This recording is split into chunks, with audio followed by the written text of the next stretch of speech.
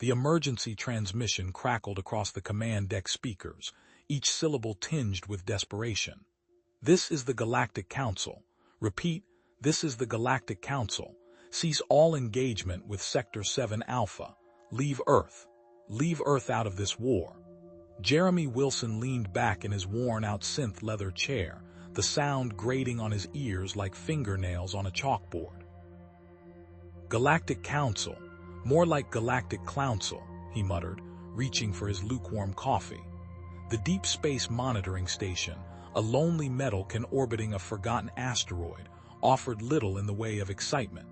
False alarms and sensor glitches were the highlights of his week. He initially dismissed this as another prank, some bored spacer with access to an old frequency. But the Council's plea, so frantic and oddly specific, lingered in his thoughts. Leave Earth out of it. Earth was a cosmic speck, barely registered on the galactic radar. They were about as relevant to galactic power plays as a dust mite was to a supernova. He sighed, the boredom winning out. "All right, let's see what kind of idiocy we're dealing with." Jeremy tapped a few commands into the console, initiating a diagnostic scan of the transmission. The results flickered across the screen, lines of code resolving into a surprising conclusion: authenticated. The signal was genuine, and it carried a unique energy signature, something he hadn't encountered in his years staring at the void. "Well, that's new," he murmured, his fingers flying across the keyboard. "The energy signature's point of origin, Sector 7 Alpha, relatively close to the station, all things considered. Close enough to pique his interest anyway." "What the hell?" Jeremy muttered, pushing himself to his feet. "Beats staring at asteroid dust all day." He initiated the launch sequence for the station's reconnaissance drone, a small, unarmed probe designed for basic scouting. "All right, little guy, go find out what's got the galactic bigwigs in such a tizzy." The drone zipped away from the station, its trajectory plotted towards the energy signature source. Moments later, grainy images started streaming back to the station's monitor. Jeremy leaned in, his initial amusement fading as the picture drived. A ship, or what was left of one. It was a mangled mess of twisted metal and sparking wires, drifting silently in the void. Hull breaches gaped like open wounds, revealing the ship's ruined interior. A distress beacon blinked weakly from the wreckage, accompanied by the strange energy signature. He zoomed in, trying to identify the ship's markings, but they were unidentifiable, obscured by battle damage and a thick layer of space grime. Whatever faction it belonged to, they weren't advertising. "Never seen anything like it," he muttered. A new readout appeared on the console, life support readings. Faint, almost non-existent but detectable.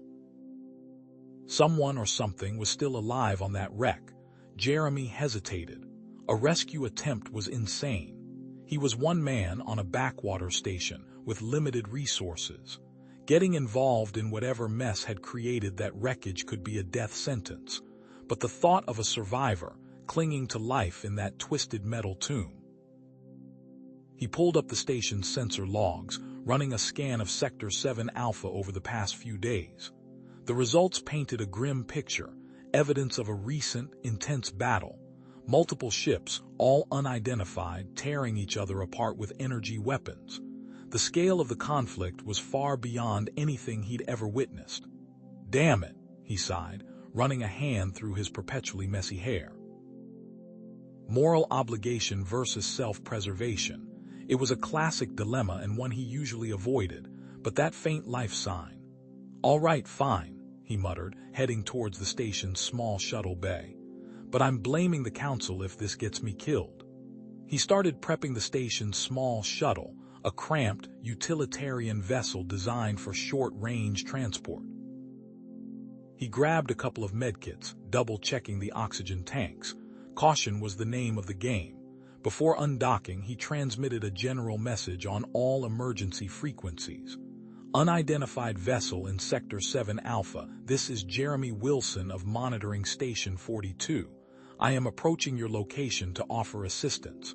Please respond." Silence. Only the hiss of static answered his call. The shuttle shuddered as its magnetic clamps locked onto the alien vessel. A hiss of atmosphere, then a clunk as the inner door irised open. Jeremy Wilson, pistol raised, stepped into the unknown. The air tasted of ozone and burnt plastic, acrid and sharp. Dim emergency lights flickered erratically, casting long, dancing shadows across twisted metal corridors. He moved cautiously, his boots crunching on shattered plating. A low, guttural hum vibrated through the deck, punctuated by the sporadic crackle of electrical discharge. The bridge was a disaster. Consoles had exploded, their screens spiderwebbed with cracks. Wires snaked across the floor like metallic vines, spitting sparks. And in the center of it all, slumped in the pilot's chair, was her. Stella, unconscious. Jeremy approached slowly, weapon still raised. Radiation alarms on his suit screamed a silent warning. He holstered the pistol and knelt beside her, his med scanner whirring to life. The diagnosis painted a grim picture: radiation poisoning, severe burns across her scaled arms, and a fractured tibia protruding at an unnatural angle. Her breathing was shallow and ragged, each inhale a desperate gasp. Her physiology was unusual. Reptilian, avian almost, with delicate feathers sprouting from behind her ears and a leathery hide covering her torso. The scanner struggled to map her internal organs, their placement alien and illogical. 2 hearts, he noted with a grimace, both struggling. He carefully scooped her up, surprised by her lightness. Her frame was deceptively fragile beneath the armor. Carrying her back to the shuttle's cramped med bay, he laid her gently on the bio bed. He slapped a standard oxygen mask over her snout, knowing it was a crude approximation, but the best he could do. He injected her with a broad-spectrum antibiotic and a painkiller, again, hoping for some effect, but fully aware that Earth-based medicine was likely useless against whatever xenoplague was ravaging her system.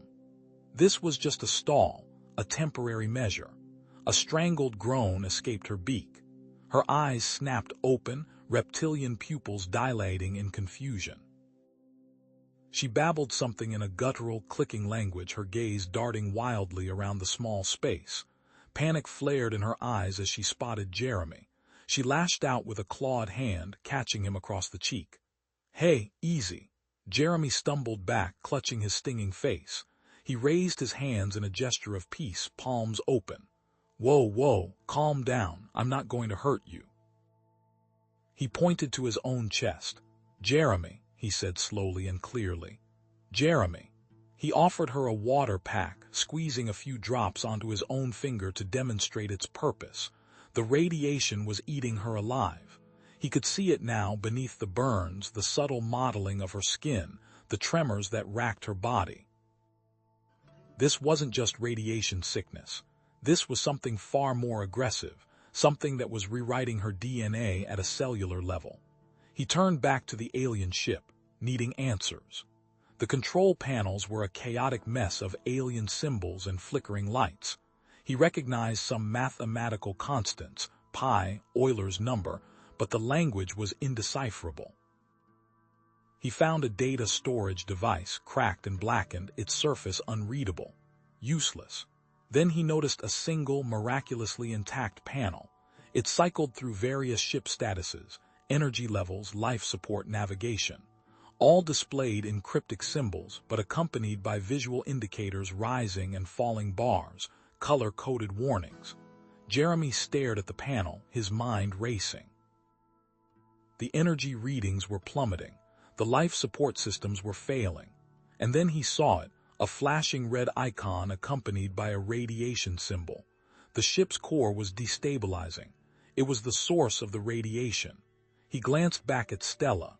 She was watching him, her head cocked to one side, a flicker of something akin to understanding in her eyes.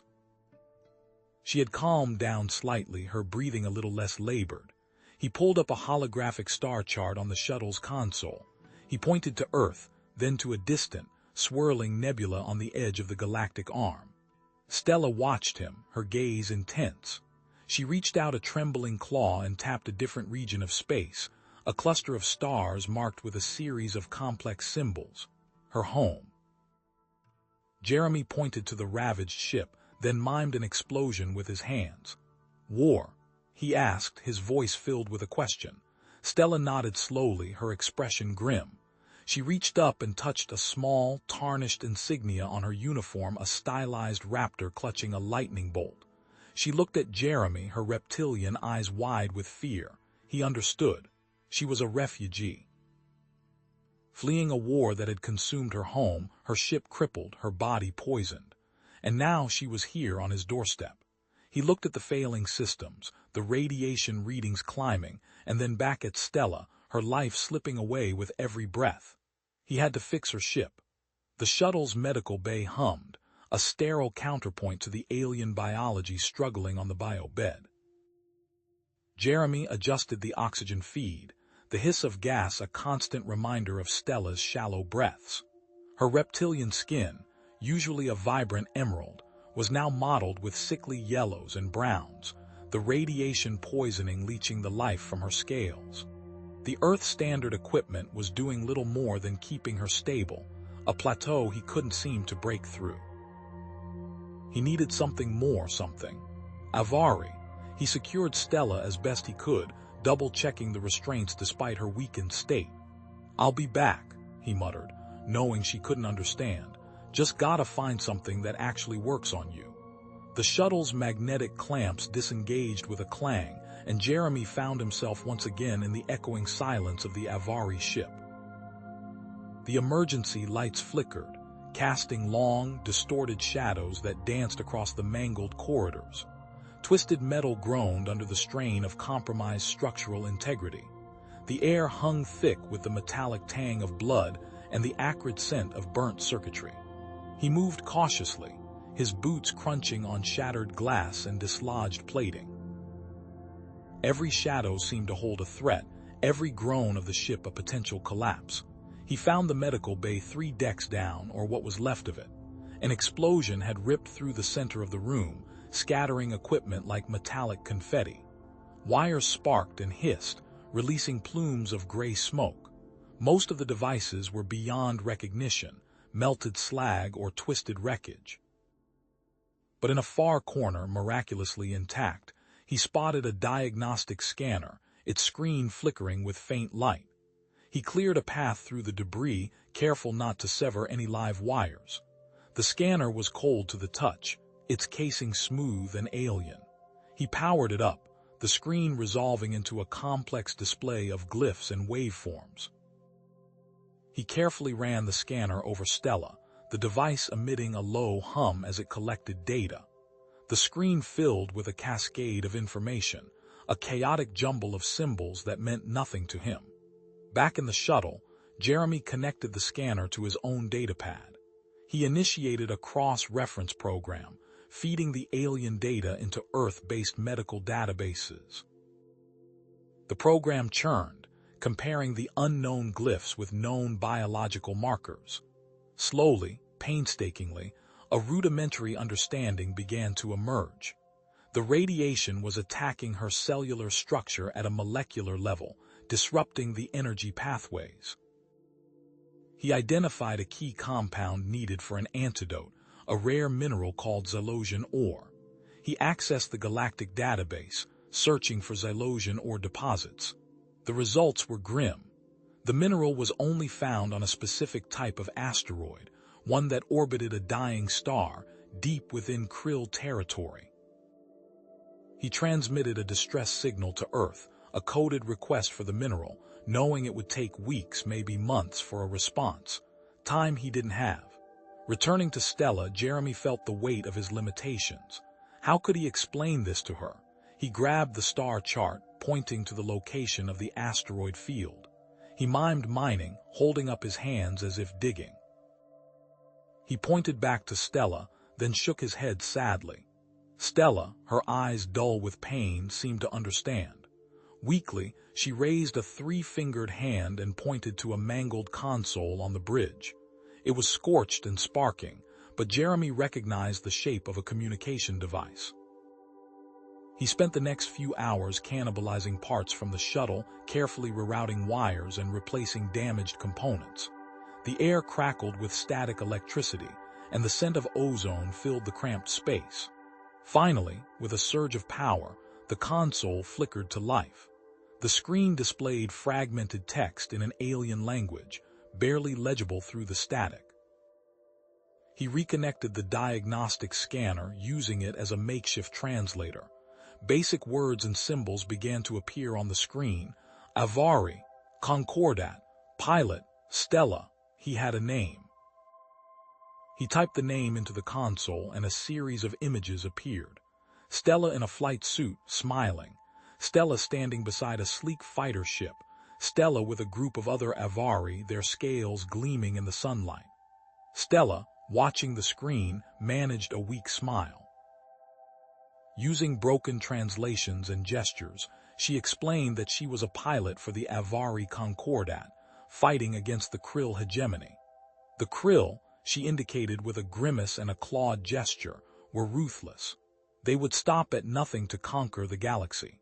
Searching the ship further, Jeremy discovered a hidden compartment behind a panel near the pilot's chair.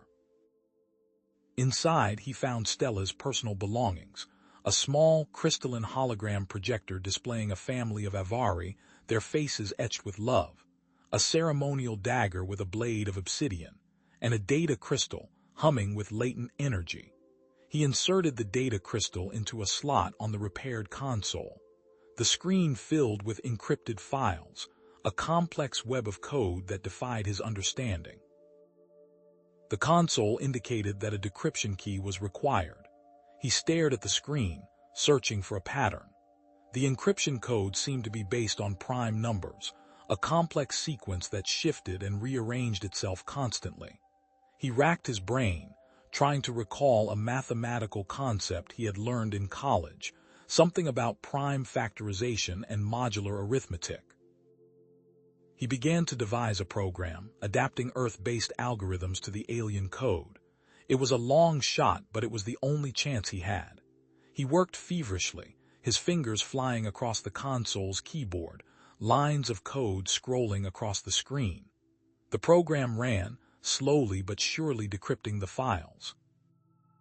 Schematics for advanced Avari technology began to appear, along with battle reports and strategic analyses. One decrypted file showed a map of Sector 7 Alpha, revealing a key strategic resource the Krill were after, a deposit of rare energy crystals. The file also mentioned a scorched earth protocol, a last-ditch measure used by the Avari to deny the resource to the Krill. The protocol involved weaponizing the planetary phenomena of the sector, triggering volcanic eruptions, earthquakes, and solar flares. Stella began to panic, her breathing becoming rapid and shallow. Sensing his revelation, Stella, with surprising strength, grabbed Jeremy's arm, her claws digging into his flesh. She pointed frantically at the star chart, her eyes wide with terror. She was trying to tell him something dire was coming. Stella coughed, a rattling sound that seemed to vibrate through her scaled chest. "The scorched earth," she gasped, clutching her side. "It is. Protocol Avari, last resort." Her words were punctuated by pained breaths. Jeremy, sweat plastering his hair to his forehead, tightened a connection on a sparking conduit. "Protocol for what exactly? Glassing planets?" "Worse," Stella rasped. "Weaponizing them, inducing tectonic instability, volcanic eruptions, rendering them uninhabitable. Flashback, a desolate landscape. Jagged, obsidian mountains clawed at a blood-red sky. Rivers of molten rock snaked across a cracked, barren plain. The air shimmered with heat, and the only sound was the whisper of a toxic wind. Sector 7 Alpha, a monument to devastation. The image vanished. Jeremy stared at Stella, his face pale. "You mean, the Council isn't just afraid of your weapons, they're afraid of what you're willing to do with them." He swallowed hard, the implications settling heavily. "They think we're all capable of that." A klaxon blared, cutting through the tense silence. Red lights strobed across the station's cramped interior. Unidentified vessel decloaking, a synthesized voice announced. Bearing 229er Mark IV, designation Krill warship. Jeremy cursed. Damn it. He scrambled towards the station's antiquated defense console, Stella close behind. Let's see what this bucket of bolts can do. The console flickered to life, displaying a schematic of the station. A single menacing blip pulsed outside. Weapon systems. Offline, the computer droned. Shield generators, minimal functionality, automated defenses. Inoperative due to power drain. Great, Jeremy muttered. Just peachy. They are hailing us, Stella said, her voice strained, demanding we surrender. Before Jeremy could respond, a section of the corridor buckled inward with a screech of tearing metal. Intrusion detected, the computer wailed belatedly. Boarding party incoming. Adrenaline surged through Jeremy's veins. All right, Stella, time to get creative. He grabbed a discarded wrench, his fist clenched. I know this station like the back of my hand. Let's make them regret stepping inside. He led her through a maze of narrow corridors, pointing out exposed wiring, unsecured cargo containers, and maintenance hatches. Think they'll appreciate a sudden loss of gravity in Sector 4. Stella, despite her weakened state, moved with a predatory grace. Her reptilian eyes scanned their surroundings, assessing threats. I can handle close quarters, my training. Avari combat is efficient. Jeremy grinned grimly. Efficient is good, but we need more than efficient.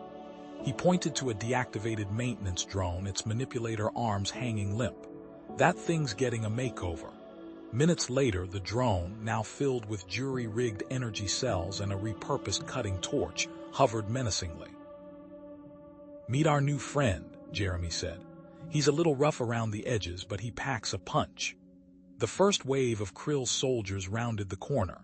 Heavily armored figures with insectal features, their weapons spitting bolts of plasma. Stella moved with blinding speed, her claws ripping through armor, her fangs finding vulnerable spots. Jeremy, dodging energy blasts, used his wrench to smash control panels, plunging sections of the corridor into darkness. The modified drone unleashed a searing beam of energy, vaporizing a Krill soldier in mid-stride. They fought with a desperate ferocity, pushing the Krill back, but the station groaned under the assault. Sparks rained from the ceiling, and the air filled with the acrid smell of burning metal. Finally, the Krill retreated, leaving behind a trail of smoking wreckage and shattered bodies. Jeremy and Stella stood panting, their bodies bruised and battered. We bought ourselves some time, Jeremy said, wiping blood from his brow. But they'll be back. A message crackled over the station's comm system, the voice of the Krill commander cold and merciless. Avari female, surrender yourself. We know you are aboard. Refusal will result in the complete destruction of this station. Jeremy intercepted the transmission, his fingers flying across the console. He frowned. They're not just after Stella. Listen to this. He played back a hidden subchannel. Primary objective, secure Earth's resources. Secondary objective, eliminate human population. Contingency, utilize captured Avari technology to bypass planetary defenses. Jeremy's blood ran cold. They're planning to invade Earth. Stella sagged against the wall, her eyes filled with despair. There is one option, a hidden escape pod. On my ship, long-range capable. Then let's get to it, Jeremy said. It is designed. For one person, Stella said, her voice barely a whisper. Jeremy stared at her, the realization dawning. You want me to use it to warn Earth? Stella nodded slowly. I will stay, sabotage their efforts, buy you time. Like hell I'm leaving you, Jeremy said, his voice firm. We're in this together. We'll figure something out. He looked at Stella's ship, still docked but heavily damaged. An idea sparked in his mind. We might not be able to repair the engines, but maybe, just maybe, we can still use the comm system. It is damaged, Stella protested. The signal will never reach Earth. Not with the ship's power, Jeremy said, a wild glint in his eyes. But what if we rerouted power from the station, all of it? Risk a complete system shutdown for one desperate burst. Risk a complete system shutdown for one desperate burst. Jeremy met her gaze, the emergency lights painting harsh shadows on his face. We don't have a choice, Stella. It's the only way to reach Earth. He turned back to the console, fingers flying across the damaged interface. Brace yourself. With a final surge of power diverted from life support and auxiliary systems, the station groaned. Lights flickered and died, plunging sections into darkness, illuminated only by the red glow of emergency strips. Alarms blared, a discordant symphony of impending doom. A metallic screech echoed from the lower levels. "They're through," Stella hissed, her reptilian eyes narrowing. "The main reactor chamber. They're trying to disable the station completely." "Damn it."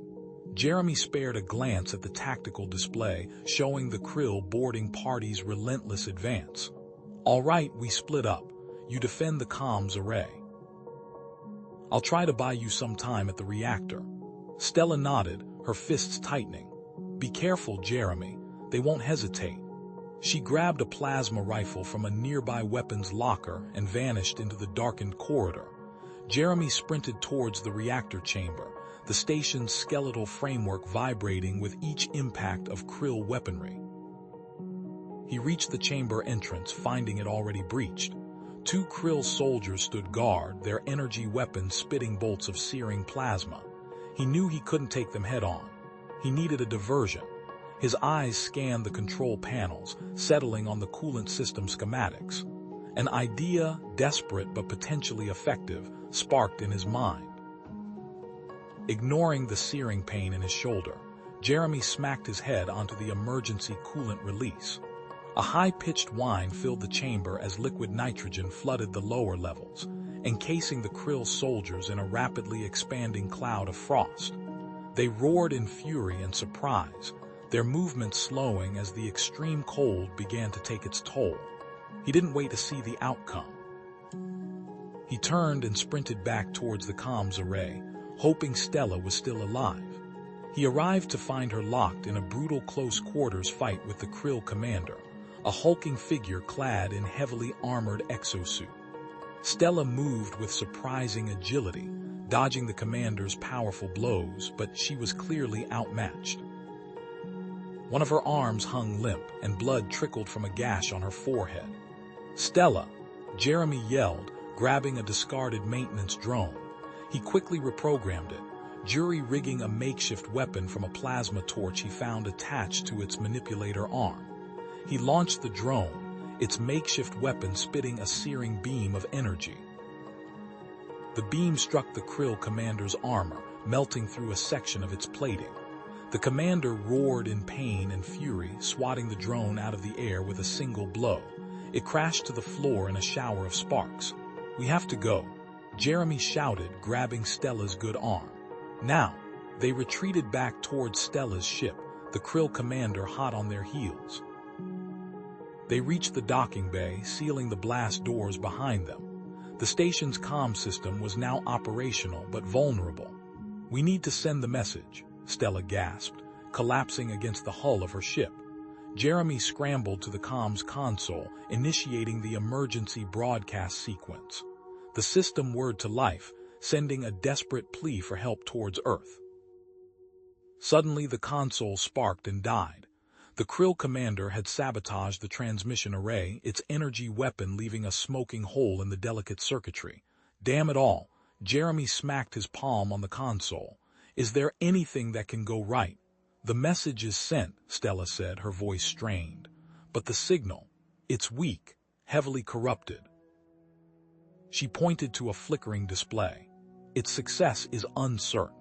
The Krill commander's voice boomed over the station's intercom. "Attention, Stella of the Saurian Confederacy. Surrender yourself and Earth will be spared. Resist, and both you and this insignificant planet will be annihilated." Stella glared at Jeremy, her reptilian eyes filled with a mixture of defiance and despair. "He wants my ship intact." "Why?" Jeremy asked, his mind racing. "It contains technology they cannot replicate," Stella said, her voice low. "Technology they need to win this war. Then we can't let them have it." Stella nodded grimly. The ship has a self-destruct system, but using it would destroy any chance of warning Earth. She paused, her gaze hardening. And it would destroy the station. There has to be another way, Jeremy muttered, his eyes scanning the docking bay. He spotted the escape pod, a small, cramped capsule designed for emergency evacuation. The escape pod, we can use it to deliver the warning. Stella shook her head. The escape pod's range is too short. It's only designed for short-range evacuation. I can modify it, Jeremy said, a spark of inspiration igniting in his eyes. I can jury-rig a long-range transmitter using spare parts from the station and your ship. Stella looked at him doubtfully. It's too risky, Jeremy. The modifications could damage the pod systems. We don't have a choice, Jeremy said, his voice firm. It's our only chance. He began tearing apart the escape pod's control panel, ignoring Stella's protests. He worked quickly, his hands moving with practiced efficiency, splicing wires, rerouting power, and cannibalizing components from the damaged comms array in Stella's ship. After what felt like an eternity, he stepped back, wiping sweat from his brow. All right, it's done. I've managed to boost the signal range, but he hesitated. The modifications have damaged the life support systems. It's a one-way trip and there's only enough oxygen for a few hours. Stella stared at him, her eyes wide with horror. You can't be serious, Jeremy. You'd sacrifice yourself. Someone has to warn Earth, Jeremy said, his voice calm. And you're too valuable to let fall into their hands. As Jeremy prepared the escape pod for launch, a searing blast ripped through the docking bay. A Krill soldier had managed to bypass the blast doors, its energy weapon aimed directly at the escape pod's launch mechanism. The mechanism buckled and twisted, rendering it unusable. The life support systems, already damaged, sputtered and died. Damn it, Jeremy swore, kicking the damaged mechanism in frustration. The Krill commander stepped into the docking bay, its imposing figure filling the doorway. Your resistance is futile, it said, its voice devoid of emotion. Surrender now and Earth will be spared. It turned its gaze towards Stella. You, Stella of the Saurian Confederacy, will come with us. Your technology will ensure our victory. Stella stepped forward, her reptilian eyes blazing with defiance. I will never betray my allies, she hissed. She reached for a hidden panel on her ship's control console. Prepare to die, Krill scum. She slammed her fist on the panel, activating the ship's defense systems. This ends here. The Krill shrieked, its chitinous claws scraping against the reinforced steel of the corridor. Jeremy ducked behind a sparking console, the air thick with the acrid smell of ozone. Stella, now. From the adjacent doorway, Stella triggered the emergency fire suppression system. A deluge of high-pressure foam filled the corridor, coating the Krill in a thick, suffocating layer. The creature thrashed, momentarily blinded and disoriented. Jeremy seized the opportunity, welding torch in hand, and slammed the nozzle into the Krill's exposed carapace, the superheated plasma cauterizing its flesh. The Krill convulsed and fell, its death throes echoing in the foam-filled passage. That's one less, Jeremy gasped, wiping sweat from his brow. But they keep coming. Any luck with that Earth signal? Stella worked feverishly at her console. Faint but readable, they received our broadcast. Earth forces are mobilizing, but their ETA is hours too long. Jeremy stared out the viewport at the encroaching Krill ships. Then we buy them time. A grim commitment hardened his features. I have a plan, Stella, one we're not going to like. Stella turned, her reptilian eyes narrowed. What is it? The station's self-destruct sequence. We can target it, create a localized scorched earth event. Eliminate the Krill here and now and send a message they won't soon forget. Stella recoiled, scales jam-packed. Self-destruct, Jeremy, that's insane. You destroy the station. A section of it, Jeremy corrected. Targeted demolition. Enough to wipe out the Krill ship but hopefully leave the core intact. But the radiation, the instability, better than letting them use this station as a beachhead to attack Earth. Besides, Jeremy added, a flicker of dark humor in his eyes, who knows more about scorched earth than us. Stella remained hesitant, but she knew Jeremy was right. With a sigh, she turned back to the console. Show me the schematics. We'll need to override the safety protocols. Her fingers danced across the holographic display, lines of code cascading down the screen.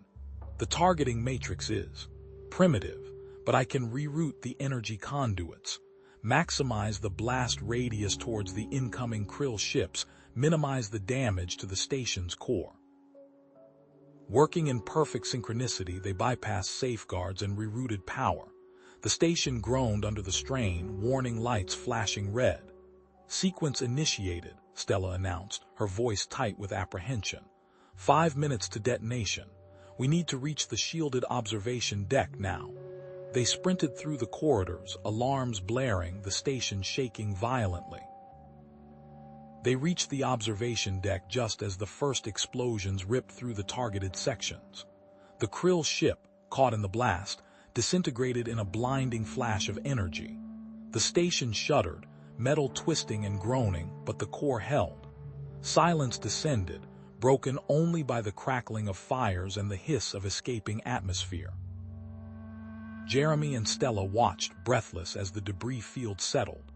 Then a new presence registered on the sensors, a fleet of ships emblazoned with the insignia of Earth. They had arrived. Hours later, a delegation of Galactic Council representatives arrived, their faces a mixture of relief and unease. Counselor Valerius, a towering being of pure energy, addressed Jeremy. Commander Wilson, your actions were unconventional, effective though, Jeremy countered, his voice weary but defiant. Indeed, Counselor Lyra, a delicate insectoid being, interjected, but the reports, Sector 7 Alpha, the methods employed. Jeremy's gaze hardened. The nanite swarm was consuming entire star systems. We had no choice. We weaponized planetary phenomena, tectonic weapons, volcanic eruptions, solar flares. We turned Sector 7 Alpha into a dead zone to stop it. A dead zone, Valerius echoed, his voice infused with horror. You weaponized a planet. We weaponized what we had to, Jeremy retorted. To save countless lives. Would you have preferred we let the swarm consume the galaxy? Stella stepped forward, placing herself between Jeremy and the counselors. He did what was necessary, but I have also seen his compassion, his ingenuity, his willingness to sacrifice. Earth is not a threat, counselors, it is an ally. Lyra turned to Stella. You vouch for them, Saurian. I do. Humanity is resilient, they adapt, they overcome. They are also capable of great kindness. After a tense silence, Valerius spoke. The Council will offer Earth a probationary alliance, a seat at the table but with strict monitoring and oversight. Jeremy met Valerius's gaze. We accept. Humanity desires peace, but we will defend ourselves and others when necessary. Stella looked at Jeremy. I will stay. I will be a liaison between Earth and the Galactic Council to make sure no one misinterprets the other. In the final scene, Jeremy and Stella stood on the observation deck, gazing out at the Earth fleet, now preparing for the larger galactic conflict. The Earth ships were a comforting presence, but the vastness of space was still filled with uncertainty. What now? Stella asked, her voice soft. Jeremy looked at her, a ghost of a smile on his face. Now, he said, we get ready for whatever comes next together.